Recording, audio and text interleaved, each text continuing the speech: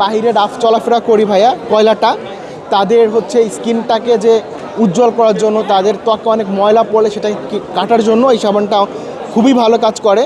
দারুচিনিটা হচ্ছে যাদের ব্রণ হয়, ব্রণের জন্য দারুচিনিটা কাজ করে থাকে। এবং আমাদের তুলসী সাবান আছে, যেটা হচ্ছে যাদের খুব বেশি অ্যালার্জি হয়ে থাকে চুলকানি, তাদের জন্য তুলসী সাবান। আপনারা যেটা দেখতে পাচ্ছেন এটা হচ্ছে হ্যান্ডমেড সোপ, এটা হচ্ছে 100% অর্গানিক এবং হচ্ছে হালাল সাবান। এখানে কোনো প্রকার প্রাণীর চর্বি বা ক্ষতিকারক কেমিক্যাল ব্যবহার করা হয়নি। এখানে যদি আমি 80% যে তেল ব্যবহার করা হয়েছে তা বলি, সেটা হচ্ছে ক্যাস্টর অয়েল, নারকেল তেল, অলিভ অয়েল এবং সূর্যমুখী তেল। এবং চালের গুঁড়া ব্যবহার করে থাকি, যে চালের গুঁড়া আমাদের ত্বক ফর্সা এবং ময়লা কাটার সাহায্য করে থাকে। আর আমাদের বাকি যে উপাদানগুলো আছে, যেমন আছে দারুচিনি, কয়লা সাবানে কয়লা, তারপরে মোরিঙ্গা সাবান আছে মোরিঙ্গা, তুলসী সাবান আছে তুলসী, এই জিনিসগুলো আমাদের ত্বকের বিভিন্ন সমস্যার সমাধান করে। আমরা 100+ সাবান হচ্ছে তৈরি করেছি এবং নিজেরা টেস্ট করেছি। তার ভিতরে 5টা সাবান আমরা বিএসটি অনুমোদন নিয়ে বাজারজাত করছি।